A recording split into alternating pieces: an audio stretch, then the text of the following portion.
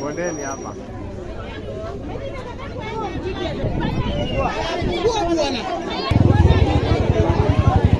Kwenda aje? Nataka kwenda kuzikwa.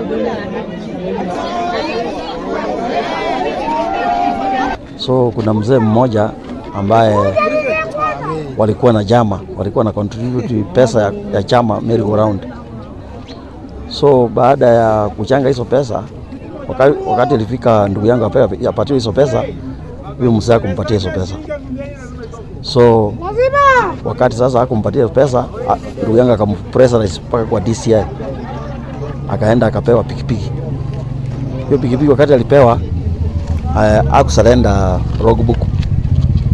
Sasa jinsi kwa vile ndugu yangu amepasa away, tukaona ya kwamba tuje tumuone aweze kusurrender ile logbook, ili sasa ndio ijulikane pikipiki ina belong kwa ndugu yangu ambaye ni marehemu, ambaye ni Richard Ogendi Ton.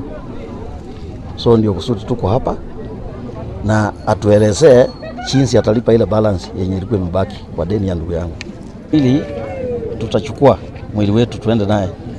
Ile kitu tunahitaji tu ni hiyo pesa akompensate, na aseme hii pesa yenye atalipa ni kiasi fulani, yenye baki itakuja kulipa wakati gani. Sasa jukumu letu ambalo limefanya hii mwili uletwe hapa ni kwa ajili mzee hajajitokeza pale katika penye kulikuwa na maombolezi, ambapo hii shughuli zote angekuwa pale, angeimalizia pale. Hatujashuhudia maiti imekataa kwenda.